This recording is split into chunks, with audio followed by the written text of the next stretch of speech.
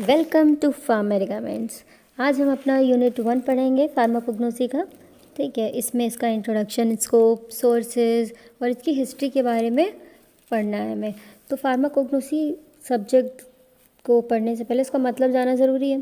तो ये जो वर्ड है फार्माकोग्नोसी, ये ग्रीक वर्ड है और इसका 2 पार्ट से बनाया गया है इसको। पहला है फार्माकोन, यानी कि एक ड्रग। गिग्नोस्को, इसका मतलब है कि टू एक्वायर नॉलेज, मतलब कि नॉलेज लेना, ज्ञान लेना। तो फार्माकोग्नोसी का मतलब क्या हो गया? नॉलेज और साइंस ऑफ अ ड्रग। ठीक है, ड्रग के बारे में जो भी नॉलेज है या उसके पीछे का क्या साइंस है उसको यूज़ करने का, ये सब की स्टडी हम लोग फार्माकोग्नोसी में करते हैं। और बेसिकली किसकी स्टडी करते हैं? क्रूड ड्रग्स की।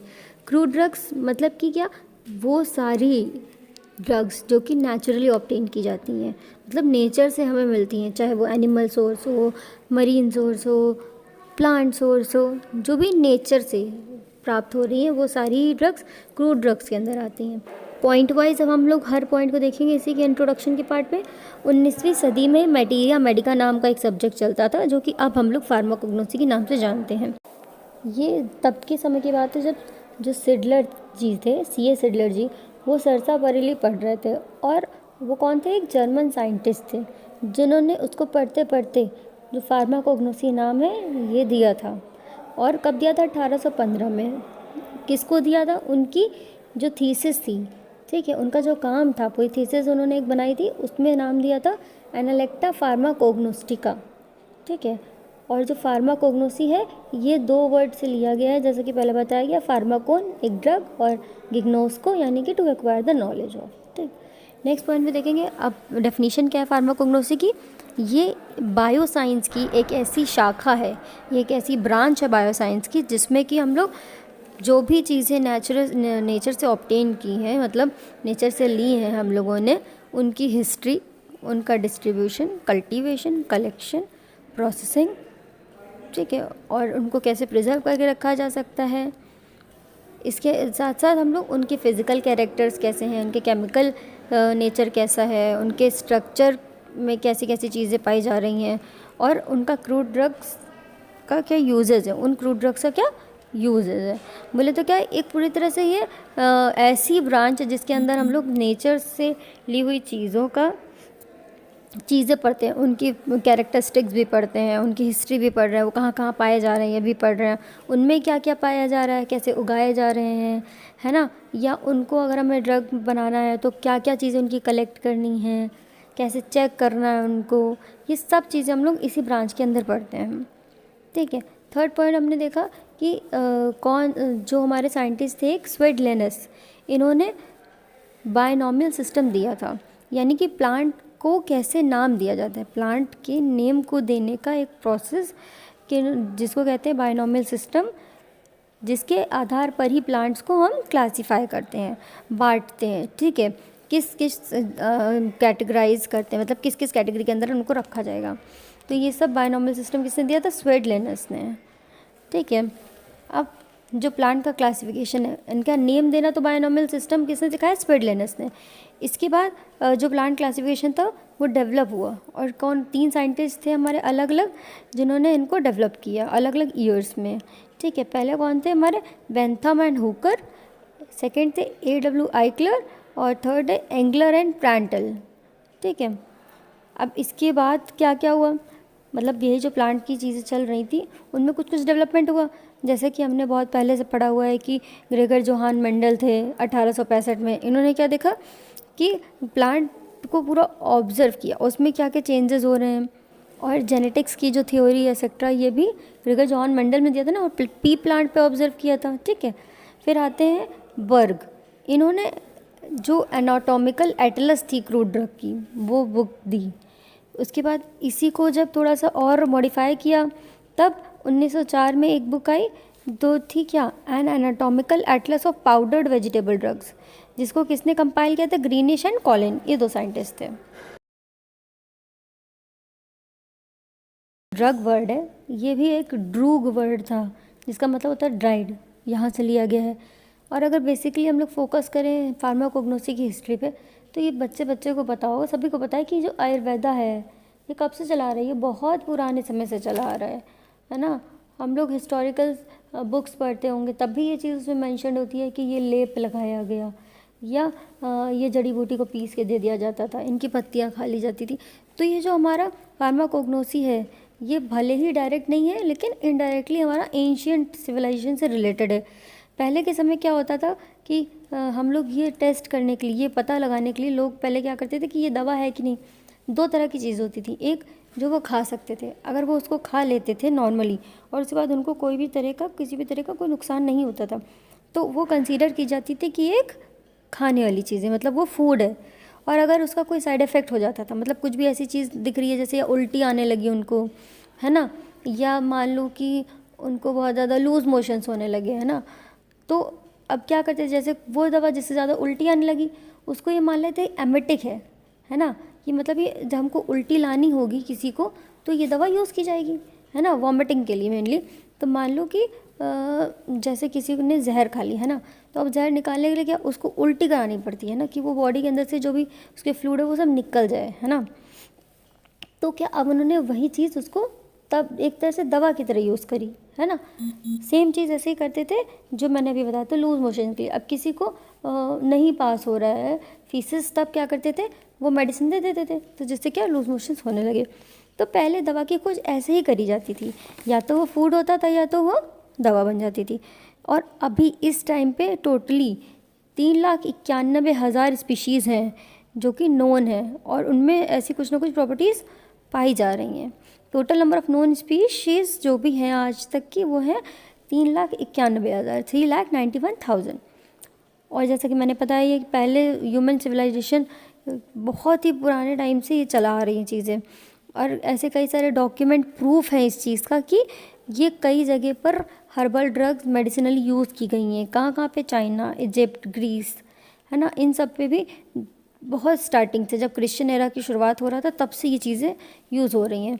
स्टार्टिंग के टाइम में जैसा कि अभी बताया मैंने कि या तो वो चीज़ क्या हो सकती थी, रैंडम चीज़ वो लोग कोई भी खाते थे, और अगर वो नॉर्मली कोई इफ़ेक्ट नहीं देती थी तो वो फूड हो जाती थी, अदरवाइज़ वो मेडिसिन में कंसीडर की जाती थी। इसके साथ साथ अभी हम लोग इसकी हिस्ट्री देखेंगे जो कि मैंने एक टेबल फॉर्म में दी है। आप अगर चाहें तो हर एरा का हेडिंग डाल के फिर उसके अंदर उसको लिख दीजिएगा। आप आगे चार्ट में डिस्कस करेंगे ये सब चीज़ें। तो सबसे पुराना जो रिटन डॉक्यूमेंट मिला था वो 60 फीट लंबा और 1 फुट चौड़ा था, ठीक है। इसमें टोटल 800 प्रिस्क्रिप्शंस थे और 700 ड्रग्स थी। इसका नाम क्या था, एब्रस पाइपरस, ठीक है। इसका ईयर हर जगह अलग अलग दिया है, तो कृपया कर ध्यान दीजिएगा। 1500 BC, कई जगह 1550 BC होगा, है ना, और कई जगह 1600 भी मेंशन, तो 1500 मेंशन करिएगा, ओके। अब इसमें देखिए मैंने मेंशन किए हुए जो मेन हमारे जिन्होंने मेन रोल प्ले किया है हर जगह, फार्माकोग्नोसी में भी और टोटल फार्मेसी में भी कई जगह इनका रोल है। पहले कौन है, फादर ऑफ मेडिसिन। तो फादर ऑफ मेडिसिन कौन थे, हिप्पोक्रेट्स है, ठीक है। मेडिसिन हिप्पोक्रेट्स ने दिया था, ये याद रखिएगा। इसमें फादर ऑफ फार्माकोग्नोसिस कंफ्यूज मत कर दीजिएगा।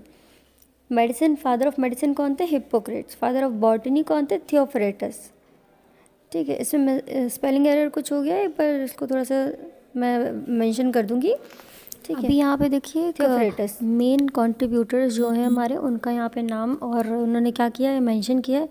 ये 1 वर्ड में भी पूछा जा सकता है आपको, और ऐसे भी ये चीज़ें बहुत इंपॉर्टेंट है, कुछ आपको हो सकता है पहले से भी पता हो। तो पहले कौन है, फादर ऑफ मेडिसिन, हिप्पोक्रेट्स थे। कौन थे, Hippocrates, father of medicine. Botany के फादर कौन थे, थियोफ्रेटस, ठीक है। बॉटनी के फादर कौन थे, थियोफ्रेटस, ठीक है। अब ऐसे याद कर सकते हैं इसको कि थियो मतलब थियोफाइलिन। थियो कहाँ से मिलता है हमें, चाय से, है ना। तो थियोफ्रेटस चाय, और चाय की पत्ती यानी बॉटनी से रिलेटेड है ना। पहले फार्मासिस्ट कौन थे, गैलिन। पहले फार्मासिस्ट कौन थे, गैलिन, ठीक है। तो ऐसे याद रखो इसको कि गल्ले भर जाते थे, पहले फार्मेसी बहुत चलता था ना, तो क्या था, गल्ले भर जाते थे। तो पहले फार्मासिस्ट कौन थे, गैलिन, ठीक है। फिर है फार्माकोग्नोसी के फादर कौन थे, डायस्कोरिडिस। कौन थे, डायस्कोरिडिस। फार्माकोग्नोसी की फादर कौन थे, डायस्कोरिडिस, ठीक है। याद रखना कि हमने एंशियंट फार्माकोग्नोसी की बात की है। पुराने समय में जो डी मैटीरिया मेडिका थी वो किसने लिखी थी, डायस्कोरिडिस ने। और इसीलिए ये एंशियंट फार्माकोग्नोसी की फादर हैं। ठीक, फिर मॉडर्न फार्माकोग्नोसी की फादर कौन है ना, अब के टाइम पे जो फार्माकोग्नोसी चल रही है उसके फादर कौन है, और इन्होंने जो C.A. सिडलर जी हैं ये हैं, और इसी तरह से J.A. स्किमेडिड भी हैं। ठीक है, J.A. स्किमेडिड।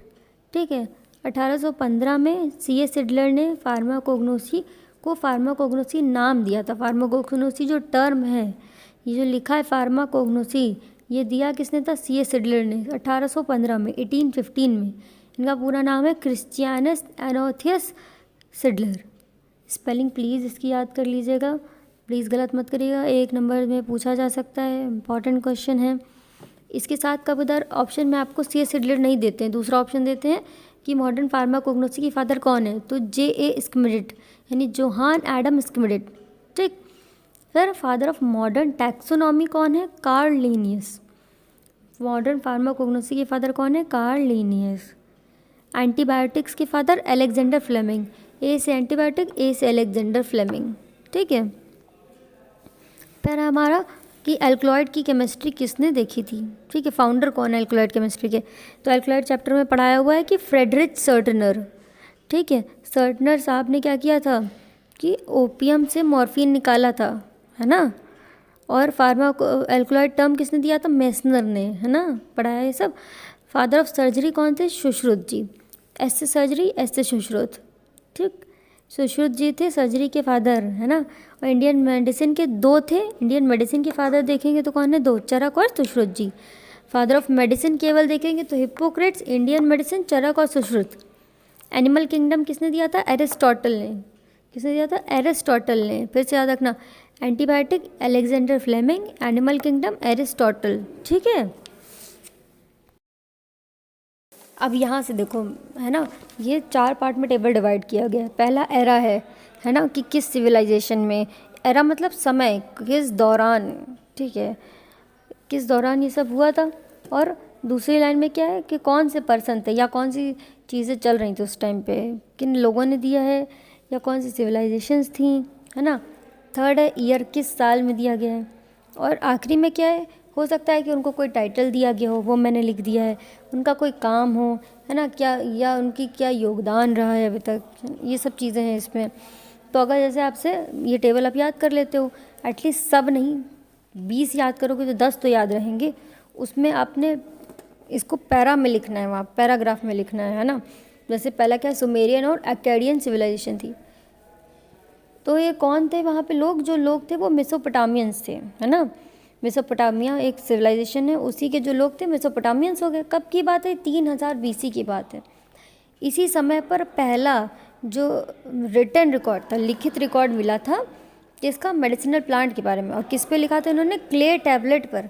सोचो उस टाइम पे इतना दिमाग था लोगों बस कि वो क्ले टैबलेट पर लिख के रखे थे चीज़ों को, उसी पे मेडिसिनल रिकॉर्ड मिला था। कब मिला था, सुमेरियन और अकेडियन सिविलाइजेशन के समय पर 3000 BC में। वो कहानी की तरफ पढ़ेंगे तो पूरी हिस्ट्री याद हो जाएगी, और याद होना ज़रूरी भी, सब्जेक्ट पढ़ा है तो उसका पता होना चाहिए ना कि कहाँ से आया है। दूसरी थी चाइनीज़ सिविलाइजेशन, है ना, जिसमें शेन नंग साइंटिस्ट थे, ये बहुत इंपॉर्टेंट है। इनकी एक लिखित किताब है पेन टी साओ, इन्होंने पेन टी साओ लिखी थी कब, 2700 BC में। और जो ईयर है ज़रूरी नहीं यही हो, ये अप्रॉक्स ईयर दिया, मतलब इसके नियर बाय होंगे। ठीक है, तो शेन नंग ने क्या लिखा था, पेन टी साओ लिखी थी, जिसके अंदर 365 मेडिसिनल प्लांट्स थे, और इनको चाइनीज़ मेडिसिन के फादर कहते हैं। चाइनीज़ सिविलाइजेशन के थे शेन नंग, चाइनीज़ मेडिसिन के फादर पूछ लिया जाए कौन है, शेन नंग। ठीक है, ये एक टेबल में दिया इसलिए मैटर कम लग रहा है, लेकिन अगर आप इसको पैरा पैरा हम करके लिखें बहुत मैटर हो जाएगा लिखने के लिए। Got it. फिर इजिप्टियन सिविलाइजेशन पे आ जाते हैं, तो जैसे पहले बताया था इबरस पाइपरस, वो सेम चीज़ यहाँ पे है। इसमें 700 ड्रग्स और 800 प्रिस्क्रिप्शंस थे। फिर इंडियन पे आ जाते हैं, तो अभी इनके द्वारा फादर ऑफ इंडियन मेडिसिन कौन है, चरक और सुश्रुत। जो थी चरक और सुश्रुत संहिता, स्पेलिंग ध्यान से देख ले, चरक और सुश्रुत संहिता, जिसके अंदर प्लांट और सर्जिकल मेडिसिन के बारे में इंफॉर्मेशन थी। फादर ऑफ सर्जरी भी कहते हैं किसको, सुश्रुत जी को, है ना। नेक्स्ट है ग्रीक सिविलाइजेशन। ठीक, तो इसमें कौन आ गया, हिप्पोक्रेट्स, थियोफ्रेटस, डायस्कोरिडस, ये तीनों आ गए। तीनों के बारे में अभी हम लोगों ने थोड़ी देर पहले पढ़ा, father of medicine, father of botany and father of pharmacognosy. Greek civilization, बढ़िया हेडिंग डालो, उसमें तीनों चीज़ें लिख दो, क्या क्या थे ये लिख दो, अच्छा खासा मैटर हो जाएगा। हिप्पोक्रेट्स ने 460 और 377 377 BC में इन्होंने जो भी ड्रग्स के रेशनल यूज़ थे, मतलब कि उचित जो उसके प्रयोग थे वो इन्होंने बताए, लिखे एक जगह से, तो इनको फादर ऑफ मेडिसिन कहा गया। फिर आए थियोफ्रेटस, कब 370 और 285 285 के BC के बीच में इनका था। इन्होंने ये फादर ऑफ बॉटनी थे, क्यों? क्योंकि उन्होंने हिस्टोरिया प्लांटरम लिखी, ठीक है, हिस्टोरिया प्लांटरम लिखी, किस पर? मेडिसिनल प्लांट्स पर। मतलब इन्होंने ऐसी चीज़ें सारी मतलब पूरी तरह से एक प्लांटरम क्लियर किया, मतलब सारे मेडिसिनल प्लांट लिखे, उनकी हिस्ट्री क्या है और उनकी कैरेक्टरिस्टिक्स और उनकी यूजेस, ये सब जो जो उस टाइम तक उनको पता था वो सब उन्होंने एक जगह पे लिख दिया, इसलिए उनको फादर ऑफ बॉटनी कहा जाता है। और डायस्कॉरिडस, जैसे अभी पढ़ ही चुके हैं हम लोग कि ये कहा है फादर ऑफ फार्माकोग्नोसी, 40 से 80 AD के बीच में थे ये। और इन्होंने क्या लिखी थी? डी मैटीरिया, ठीक है, डी मैटीरिया मेडिका, जिसके अंदर 600 मेडिसिनल प्लांट्स थे। उस टाइम पे 600 मेडिसिनल प्लांट्स बहुत बड़ी बात होती थी। फिर रोमन टाइम पे आ जाए, रोमन पीरियड में कौन है? गैलन, जो कि पहले फार्मासिस्ट थे, है ना, इनको ही फादर ऑफ फार्मेसी कहते हैं। 130 से 200 AD के बीच में थे ये, और इन्होंने ऐसी चीज़ें बनाई जो कि प्लांट बेस्ड थी, है ना, ऐसी फॉर्मुलेशंस बनाई जो कि प्लांट बेस्ड थी, है ना।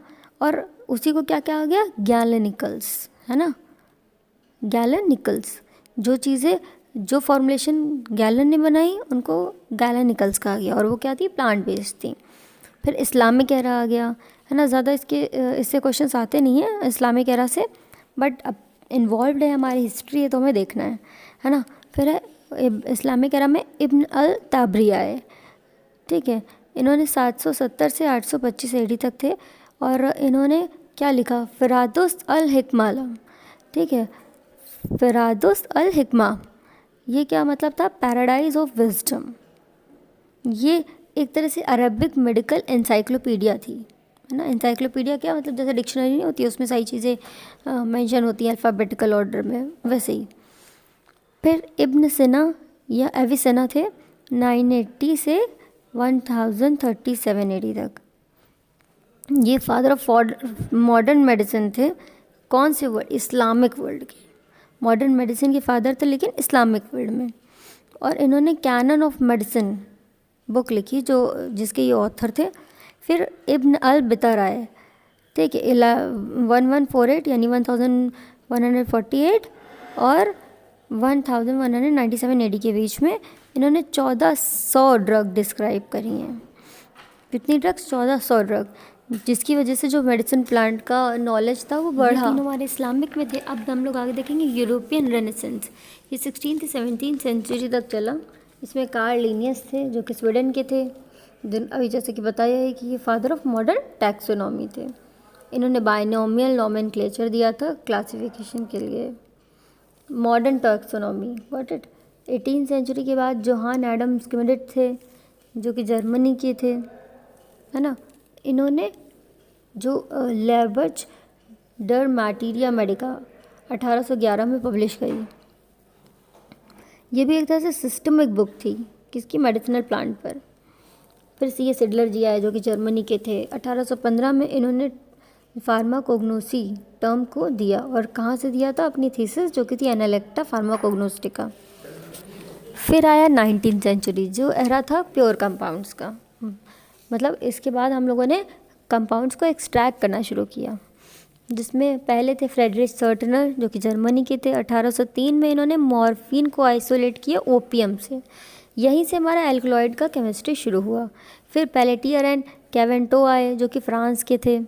1817 से 1820 के बीच में इन्होंने स्ट्राइकनीन, जो कि 1817 में, क्विनीन और कैफीन, जो कि 1820 में इन्होंने आइसोलेट किया, है ना। फिर पॉसलेट और रेमेन, जो कि जर्मनी के थे। 1828 में इन्होंने निकोटीन निकाला टोबैको से, है ना। टोबैको में निकोटीन होता, पता ही है सबको। निकाला किसने था? पॉसलेट और रेमान ने, जो कि कहाँ के थे? जर्मनी के, 1828 में। फिर मेन आए, जो कि जर्मनी के थे, और गैडके, वो भी जर्मनी के थे। इन्होंने 1833 में, मेन ने 1833 में एट्रोपिन निकाला एट्रोपा से। एट्रोपा बेलाडोना से, जो कि क्या है अब यूज़ होता है एंटीकोलिनर्जिक एल्कलॉइड की तरह। इसके डीप में नहीं जाएंगे, बस इसका नाम याद कर लीजिए, नहीं तो ये टॉपिक भी बहुत बड़ा है। नेक्स्ट है हमारा गेटके, जो कि जर्मनी के थे, पहले बताया। इन्होंने 1855 में कोकेन निकाला, किससे? कोकोआ लीफ से, है ना। तो अभी देख रहे हैं ना, प्योर कंपाउंड्स हम लोग एक्सट्रैक्ट कर पा रहे हैं जिनके अंदर एक्चुअल एक्टिविटी है, जो कि एक्चुअल एक्टिव कॉन्स्टिट्यूएंट हैं। फिर 20वीं सेंचुरी जब आए, 20वीं शताब्दी में अलेक्जेंडर फ्लेमिंग, जो कि यूके के थे, 1928 में इन्होंने पेनिसिलम फंगस जो की थी उससे पेनिसिलिन निकाली, और इसीलिए इनको फादर ऑफ एंटीबायोटिक्स कहते हैं। पहली एंटीबायोटिक पेनिसिलिन थी, निकालने वाले अलेक्जेंडर फ्लेमिंग थे। उसके बाद 21वीं शताब्दी में modern and applied era I, जिसमें कि फाइटोकेमिकल, फार्माकोलॉजी, बायोटेक्नोलॉजी, स्टैंडर्डाइजेशन और न्यूट्रास्यूटिकल्स के बारे में पढ़ा। यानी कि फाइटोकेमिकल्स के बारे में जो जो एक्टिव कॉन्स्टिट्यूएंट हम लोग निकाल रहे हैं उसके बारे में भी प्रॉपर डिटेल स्टडी करने लगे। फिर फार्माकोलॉजी, उसी से रिलेटेड अब वो जाके हमारे बॉडी में कैसे एक्शन कर रही है, ये सब चीज़ें हम लोगों ने पढ़े। इसके साथ साथ हम लोग बायोटेक्नोलॉजी भी देखने लगी। यानी अभी एक हम लोग पार्ट लेते हैं किसी भी प्लांट का, और मान लीजिए वो बहुत कॉस्टली है, तो क्या करेंगे, अब उसको बार बार एक्सट्रैक्ट तो नहीं कर सकते ना हम लोग, तो उसके क्लोन्स बना लिए, है ना। या बायोटेक्नोलॉजी की हेल्प से हम लोगों ने उसको ही दोबारा से शॉर्ट प्लांट में कर लिया ग्रोथ, या लेस कॉस्टली वे में इसको क्रिएट किया।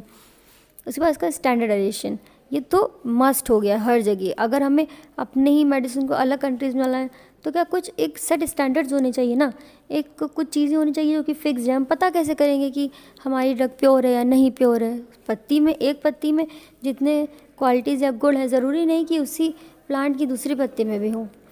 अगर वो अलग अलग जगह पर है, मान लीजिए एक इंडिया में है और दूसरी अफ्रीका में है, तो उनके क्लाइमेटिक चेंजेस, उनके वातावरण के बदलाव पर भी निर्भर करते हैं कि उनके अंदर किस प्रकार के केमिकल कॉन्स्टिट्यूएंट हैं। अथवा हम ये भी देखते हैं कि कितने हैं, कौन से, ये सब जगह, वातावरण और स्पीशीज़, इन सब पर निर्भर करते हैं पूर्ण रूप से। फिर न्यूट्रास्यूटिकल्स आए, मतलब हमारे सिंथेटिक और नॉन सिंथेटिक यानी हर्बल दोनों का मिक्सचर भी आया। न्यूट्रास्यूटिकल ड्रग्स जो आए उसमें हम लोग यूज़ करने लगे हमारे हर्बल को इंक्लूड करके, पहले से जिनकी एक्टिविटी पता है और हमारे पास भी कुछ ऐसे हैं, तो दोनों मिलके एक अच्छा पोटेंशियल ला सकते थे। और न्यूट्रिएंट्स जो हमें बाहर से लेने हैं, मतलब कि हमारे अंदर किसी भी विटामिन की कमी है, ऐसे कुछ किसी की कमी है, तो उनको हम प्लांट से ऑब्टेन कर रहे हैं। बट वही प्लांट्स क्रूड ड्रग थे, उसके बाद उनका फॉर्मुलेशन बनाया गया तो उस तरह से भी यूज़ करने लगे। नेक्स्ट फिर जो अभी के टाइम चल रहा है वो है जू फार्माकोग्नोसी, है ना।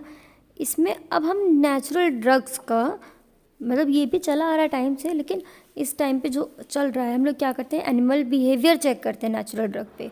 हमें कोई ड्रग पता चले कि इसके अंदर एंटीबायोटिक एक्टिविटी है, तो क्या करेंगे, माइक्रो ऑर्गेनिज्म के ऊपर चेक कर लिया उसको, या डायरेक्टली तो नहीं करते, पहले माइक्रो ऑर्गेनिज्म पे चेक किया, फिर एनिमल्स पे चेक किया। एनिमल्स पे जहाँ चेक किया वो जू फार्माकोग्नोसी हो गया।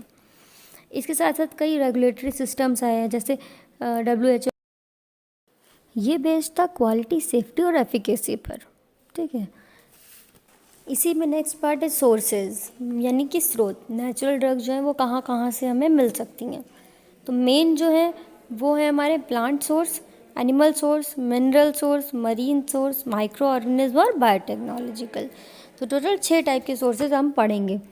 इसमें मैंने चार्ट बनाया है, तो आप क्या कर सकते हो कि पहले चार्ट बना लो ऐसे ही, 6 सारे मतलब मेंशन कर दो ऐसे ही, इसके बाद एक एक को एक्सप्लेन करो, तो इससे आपका आंसर भी थोड़ा बड़ा हो जाएगा, है ना, और एप्रोप्रिएट सही तरीके से लिख जाएगा, ठीक। तो पहले डालेंगे प्लांट सोर्स, यानी प्लांट, यानी जितने भी हमें प्लांट सोर्सेज से, नेचुरली अकरिंग प्लांट से मिल रहे हैं, वो सब क्या प्लांट सोर्सेज के अंदर आ गए।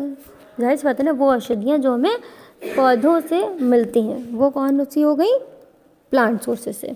और यही सबसे बड़ा और सबसे ज़रूरी सोर्स है, जिसमें कि कुछ एग्जांपल हैं, जैसे डिजिटैलिस है। जो डिजिटैलिस की जो लीव्स होती हैं वो कार्डियक ग्लाइकोसाइड की तरह काम करती हैं। लीव्स डायरेक्टली नहीं, उसके अंदर जो केमिकल कॉन्स्टिट्यूएंट होते हैं वो कार्डियक ग्लाइकोसाइड की तरह काम करते हैं। वैसे ही सिंकोना बार्क में क्विनीन पाया जाता है, जो कि मलेरिया में यूज़ करते हैं। ओपियम से मॉर्फिन एक्सट्रैक्ट करते हैं, है ना। फिर सेना लग्जेटिव की तरह काम करता है। मॉर्फिन एक तरह से पेन किलर का काम करता है, जो कि बहुत एक्सट्रीम पेन में यूज़ किया जाता है ज़्यादातर। सेना लैक्सेटिव की तरह यूज़ होता है। नेक्स्ट है एनिमल सोर्स, यानी जो भी हम लोग जानवरों से प्राप्त कर मेडिसिन बनाते हैं उनको एनिमल सोर्सेज के अंदर कर रखा जाता है। इसके में क्या क्या हो सकता है डायरेक्टली एनिमल, क्या मतलब एनिमल का पार्ट्स, बॉडी पार्ट्स भी यूज़ कर सकते हैं। जैसे प्लांट की बॉडी पार्ट्स यूज़ कर सकते हैं वैसे ही इसमें पार्ट्स हो सकते हैं, चाहे स्किन हो, है ना, या हेयर्स हो, हेयर से अगर मिल रहा है तो, या उनके कुछ सिक्रीशंस हैं, है ना, या उनके अंदर पाए जाने वाले केमिकल कॉन्स्टिट्यूएंट। जैसे कभी हम लोग पैनक्रियाज उनका बॉडी ऑर्गन निकाल लेते हैं और उसके अंदर कुछ केमिकल्स पाए जाते हैं, वो यूज़ करते हैं। वैसे ही इनका एग्जाम्पल क्या है, फ़िश लिवर ऑयल जैसे यूज़ करते हैं ना, कॉड लिवर ऑयल, वो कहाँ से मिलता है, फ़िश से। और इसमें कौन क्या चीज़ें पाई जाती हैं, ये विटामिन ए और डी इनके अंदर होता है, इसलिए इसको उनकी टैबलेट्स आप लोगों ने देखी हुई ना, ज़्यादातर रेड कलर की आती हैं जेलेटिन शेल के अंदर।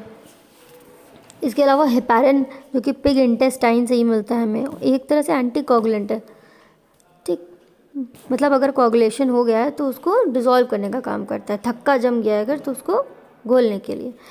इंसुलिन, एनिमल के पैनक्रियाज से इंसुलिन बनता है। और जेलेटिन हमें कई एनिमल्स की बोन्स या स्किन से मिलता है। तो ये कुछ एग्जांपल है एनिमल सोर्सेज के। फिर आता है मिनरल, ठीक है। मिनरल्स क्या होते हैं, कोई भी इनऑर्गेनिक कंपाउंड, ठीक है, कह सकते हैं उसको एक तरह से, जो कि हमें या तो डायरेक्टली हम लोग ले लें या तो उसको किसी फॉर्मुलेशन में बदल लें। जैसे कि काओलिन देखा है, मुल्तानी मिट्टी, है ना, सब नहीं देखी होगी, तो उसको क्या करते हैं हम लोग एंटी डायरियल ड्रग की तरह यूज़ करते हैं। अगर किसी को बहुत ज़्यादा लूज मोशंस हो रहे हैं, वॉमिटिंग आ रही, तो ये एक तरह से इनका पाउडर या इनको किसी पिल्स एक्सेट्रा फॉर्म में कन्वर्ट करके दिया जा सकता है। काओलिन तो कई जगह पे एक्सिपिएंट की तरह भी यूज़ करता है, सिंथेटिक ड्रग्स में भी यूज़ किया जाता है। सल्फ़र आता है फिर, जो कि एंटीसेप्टिक और स्किन डिसऑर्डर में यूज़ होता है।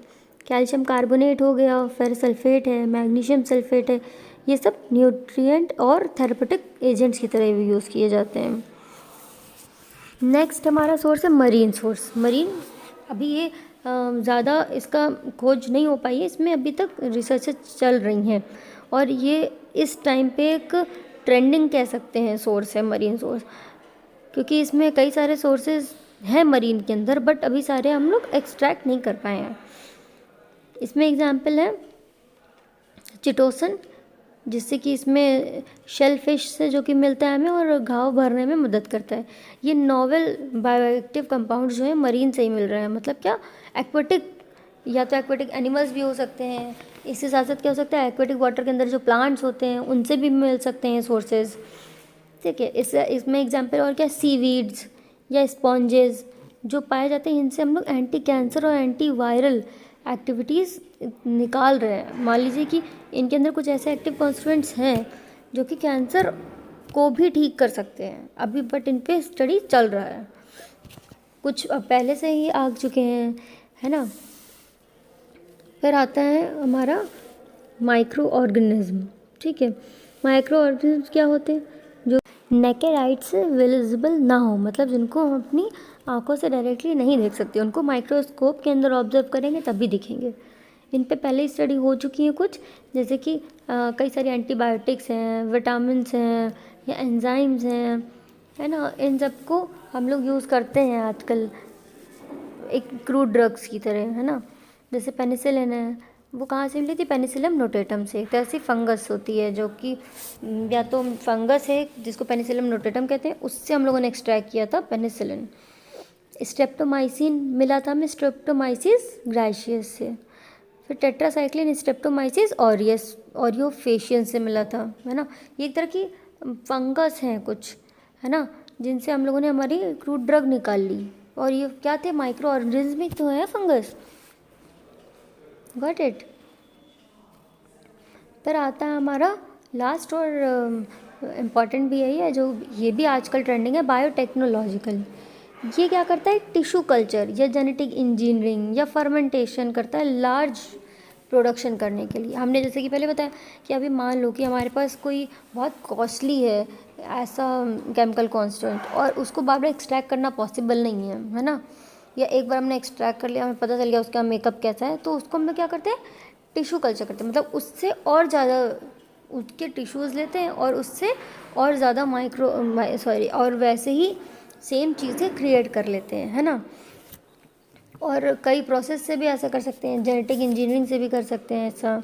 उनको उनकी कम क्वांटिटी से लार्ज क्वांटिटी में उनको बना लेना, मतलब थोड़े हमारे पास, उससे और वैसे ही प्रोड्यूस कर देना जिससे कि हम मेडिसिन बना पाएँ। इसके एग्जांपल क्या है, पैक्लीटैक्सेल, जो कि क्या है, टैक्सोल डेरिवेटिव है। पैक्लीटैक्सेल एक ड्रग है, एंटी कैंसर ड्रग है, जो कि यूज़ की जाती है। और ये कहाँ से एक्सट्रैक्ट की गई थी, टैक्सिस ब्रेविफोलिया से, है ना।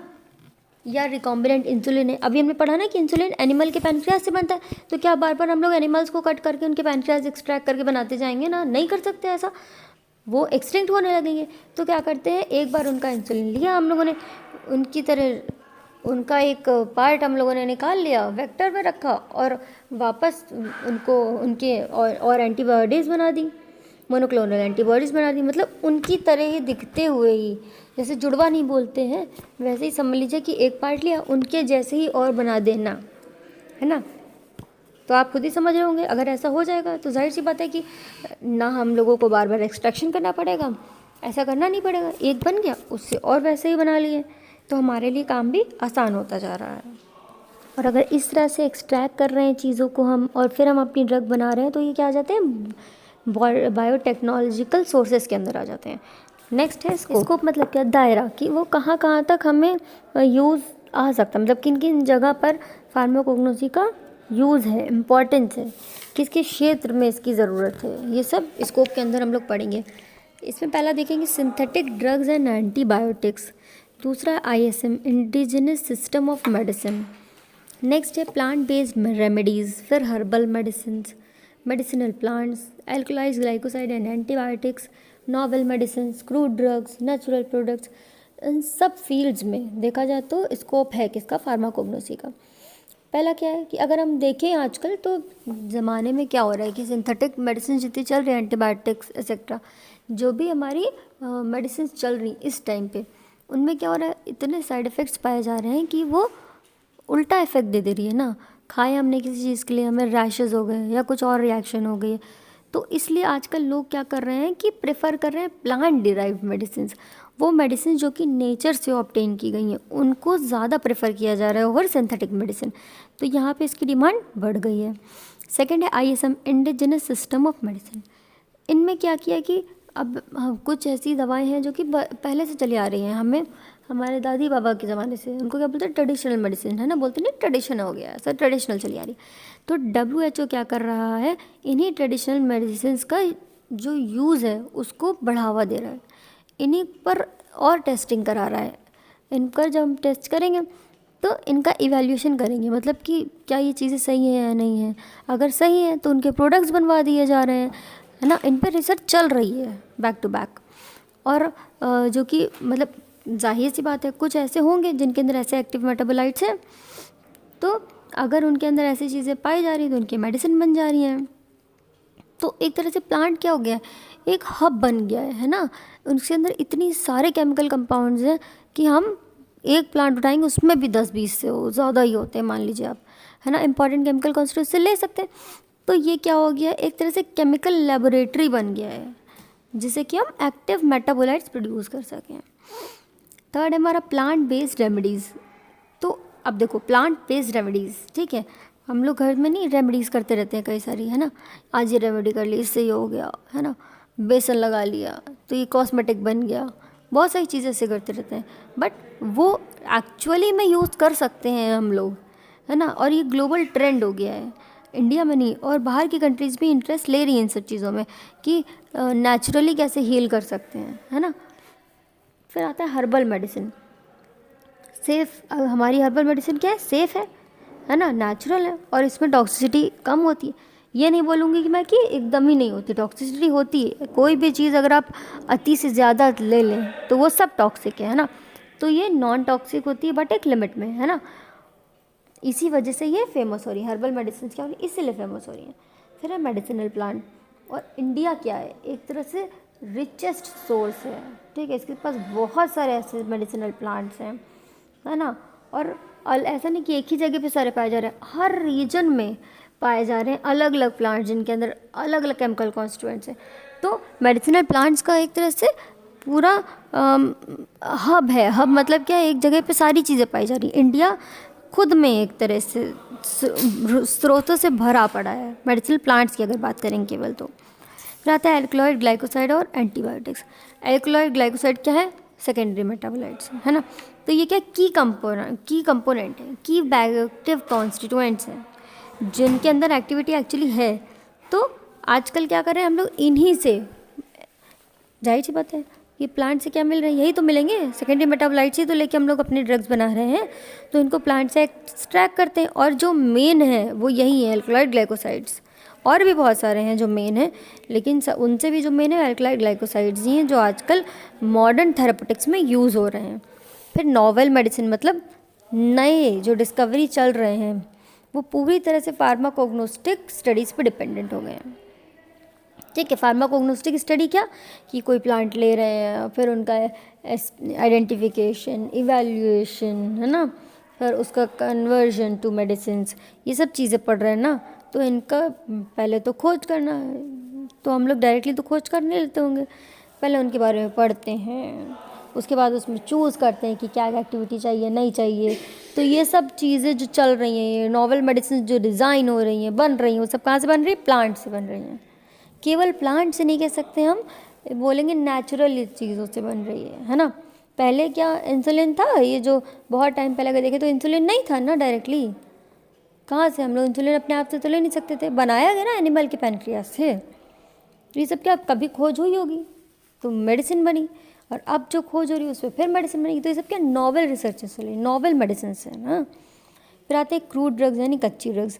वही सेम चीज़ कि मतलब अगर हमें कोई कच्ची ड्रग है ना, उससे एक्टिव कॉन्स्टिट्यूएंट निकालना है, तो क्रूड ड्रग क्या है, एक स्टार्टिंग मटेरियल है ना।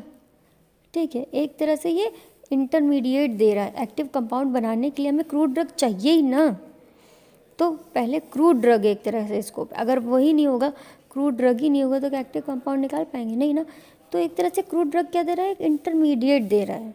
ठीक है, और उससे क्या होगा कि एक्टिव कंपाउंड बना पाएंगे हम लोग। स्टार्टिंग मटेरियल नहीं होगा तब तक फाइनल मटेरियल नहीं बनेगा ना, वही चीज़ है सेम यहाँ। फिर नेचुरल प्रोडक्ट्स, रॉ मटेरियल हमें कौन दे रहा है, कच्चा माल कौन दे रहा है, फार्माकोग्नोसिस से जब पढ़ रहे हैं तभी तो कच्चा माल बन रहा है, फिर उससे हम लोग ड्रग बना सकते हैं ना। जब तक यही नहीं होगा तब तक आगे कैसे मिलेगा। तो नेचुरल प्रोडक्ट्स, ये सब क्या थे, स्कोप थे पहले से ही। अब देखेंगे प्रेजेंट स्कोप, आज के टाइम पे क्या स्कोप है इसका। स्कोप जो पहले पढ़े हैं वो सब तो हैं ही, इसके साथ साथ अब क्या डेवलपमेंट हो गया, इस टाइम पे क्या हो गया चीज़ें है ना। प्रेजेंट स्कोप क्या है, इसके अंदर re examination of traditional drugs, development of herbal pharmacopoeias, quality control of herbal products, interdisciplinary nature, emergence of कीमोटैक्सोनॉमी, advancement of phytochemistry. ठीक, अब ट्रेडिशनल ड्रग्स तो हैं, उनके बहुत सारे रिकॉर्ड्स भी हमारे पास हैं, है ना। उनको प्रूफ करना कि हाँ ये सच में यूज़ हो रही हैं। अभी किसी चीज़ पे आंख बंद करके तो भरोसा कर नहीं सकते, हमें एग्जैक्टली पता होना चाहिए ना कि उसमें क्या है, कौन सा केमिकल कॉन्स्टिट्यूएंट है, क्या पाया जा रहा है। तो ये सब पता करने के लिए क्या करते हैं, री एग्जामिनेशन करेंगे, दोबारा से एग्जामिन करेंगे कि उसमें थेरेपेटिक जो वैल्यूज़ हैं है कि नहीं, जो पहले से मेडिसिन यूज़ होती आ रही उनमें, है ना। और जैसे कि एग्जाम्पल क्या होगा, लिक्वेरिस है, मुलेटी, वेलेरियन, ओपियम, सेना, बेलाडोना, इन सब की दोबारा से एक्टिविटी चेक हो रही है। और कई सारी कंट्रीज़ हैं इंडिया के साथ साथ जिन्होंने हर्बल फार्माकोपिया बना दी है। ठीक है, डेवलपमेंट ऑफ हर्बल फार्माकोपिया ना, इन्होंने हर्बल फार्माकोपिया ही पूरी बना दी है, जिसके अंदर एक स्टैंडर्ड सेट है, मतलब एक सीमाएं उन पर निर्धारित हैं। ठीक है, उनमें ऐसे मोनोग्राफ बना दिए, मतलब मोनोग्राफ क्या कि एक तरह से डॉक्यूमेंट है जिसके अंदर कि कौन से प्लांट के अंदर ऐसा क्या है, ऐसे कौन से टेस्ट हैं जो करेंगे पता चलेगा। किस लिए, उसकी क्वालिटी का पता लगाने के लिए, उसकी प्योरिटी का पता लगाने के लिए और उसकी सेफ्टी का पता लगाने के लिए। ठीक है, तीनों चीज़ों के लिए करते हैं। प्लांट को पहले आइडेंटिफाई करेंगे, पता लगाएंगे कि सच है कि नहीं, यही प्लांट है कि नहीं है। फिर प्योरिटी टेस्ट करेंगे कि उसमें कितना कंपाउंड, एल्कलॉइड जैसे चाहिए, अब जो हमने कॉन्स्टिट्यूएंट निकाला है माना है तो वही प्लांट, लेकिन उसमें वो केमिकल ही नहीं, तो कैसे पता चलेगा ना। तो उसकी प्योरिटी के लिए फिर आते हैं एसेस करते हैं, जो केमिकल कॉन्स्टिट्यूएंट है उसको एग्जैक्टली पता करने के लिए कुछ तरह के एसेस किए जाते हैं ना। मतलब इवैल्यूएशन ही कहेंगे इसको, इवैल्यूएशन किए जाते हैं, ठीक है। उनमें ये एक्टिविटी है कि नहीं, फिर इसको आगे टेस्ट करते हैं। तो उन सबके एक स्टैंडर्ड सेट है ना। नेक्स्ट है quality control of herbal drug. अब क्योंकि इन ग्लोबल डिमांड भी बढ़ रही है, हमने यहाँ के लिए तो रूल बना लिए, अब बाहर कंट्रीज़ की चीज़ें अलग हैं, उनकी रेगुलेटरी स्टैंडर्ड अलग है, तो हमें उनसे मैच करके ऐसे रेगुलेटरी स्टैंडर्ड करने होंगे कि हमारी जो ऑथेंटिसिटी है, जो हमारी गुणवत्ता है, वो बाहर की कंट्रीज़ में भी सेम रहे, है ना। ऐसे रेगुलेटरी स्टैंडर्ड इम्प्लीमेंट कराए जाएंगे जिससे कि सेम कंसिस्टेंसी बनी रहे, कि यहाँ है तो वो कंसिस्टेंसी वहाँ ना बदल जाए, है ना। उसकी गुणवत्ता यहाँ ऐसी तो वहाँ ना बदल जाए, ऐसी चीज़ें बनानी होंगी ना। तो ये सब चीज़ें भी करी जा रही। इंटरडिसिप्लिनरी नेचर, यानी कि जब दो या दो से ज़्यादा सब्जेक्ट उसके अंदर आ जाएँ तो उसको कहते हैं इंटरडिसिप्लिनरी, है ना। कोग्नोसी तो पढ़ते हैं हम लोग, केवल कोग्नोसी में क्या केवल प्लांट्स या केवल साइंस का नॉलेज है, नहीं ना। उसके अंदर क्या आता है कि हमने दवा तो ले ली, प्लांट से ली है तो बॉटनी आ गया, एनिमल से लिए तो जूलॉजी आ गया, है ना। अब प्लांट से ली हुई दवा एनिमल को दी है तो क्या आ गया, फार्माकोलॉजी, है ना। या एनिमल्स को दी है या इंसानों को दी है तो क्या आ गया ना फार्माकोलॉजी। मतलब drug, what the drug is going to act in our body, हमारे ऊपर क्या असर दे रही है ड्रग, है ना। या हम हमारी दवा पे क्या रिएक्ट कर रहे हैं, ये सब फार्माकोलॉजी के अंदर पढ़ते हैं। और उसका जो केमिकल नेचर है, कैसा उसका स्ट्रक्चर है, केमिकल जो हम एक्टिव केमिकल्स कॉन्स्टिट्यूएंट निकाल रहे हैं उसका क्या नेचर है या उसका स्ट्रक्चर क्या है, ये सब किस में पता चलता है, उसकी केमिस्ट्री में। नेक्स्ट है एमरजेंस ऑफ कीमोटैक्सोनॉमी, है ना। ये क्लासिफिकेशन में भी हम लोगों ने पढ़ा है, कीमोटैक्सोनॉमी, है ना। अभी तक या तो केमिकल करते थे या तो टैक्सोनॉमिकल करते थे। अब एक नई फील्ड आ गई है कीमोटैक्सोनॉमी। उसमें क्या है, हमने ये भी देख लिया कि कौन सी फैमिली से है। मान लो हमने माना कि ज़्यादातर जो एम्बेलिफेरी है फैमिली, उसमें कार्बोनेटिव ड्रग्स पाई जाती हैं। ऐसा पॉसिबल है कि हो सकता है, लेकिन है कि नहीं ये चीज़ कंफर्म नहीं है। तो हम लोगों ने उस बेस पे इसको क्लासीफाई किया। एम्बेलिफेरी में देखा ज़्यादातर कार्बोनेटिव ड्रग्स है, क्योंकि उसमें फेनल भी आ गया, कोरिएंडर भी आ गया, है ना। तो क्या ये सेम फैमिली से हो गए। तो ऐसे ही क्लासीफाई करते हैं चीज़ों को कि एक फैमिली रखी तो ये क्या हो गया, टैक्सोनॉमिकल, उसमें सेम केमिकल कॉन्स्टिट्यूएंट वाले रख दिए, ठीक है। इसमें ऐसे ही हम लोग केमिकल्स को क्लासीफाई कर देते हैं, जिससे कि प्लांट का इवैल्यूएशन भी, मतलब वो कहाँ से खोजा गया है, उसका कौन सा पार्ट लिया गया, इस टाइप से हम लोगों ने देख भी लिया। और उसका क्या रिलेशन आ रहा है कि हमने, मतलब ये चीज़ भाई मानो आगे ऑब्जर्व कर ली कि ऐसे ही प्लांट्स में ऐसे केमिकल पाए जा रहे हैं, तब क्या हमें ये चीज़ क्लियर होगा कि इस फैमिली में ये प्लांट पाया जा, ऐसे केमिकल मिलते हैं, तो हमारे लिए आगे की खोज आसान हो गई, है ना। फिर एडवांसमेंट ऑफ फाइटोकेमिस्ट्री।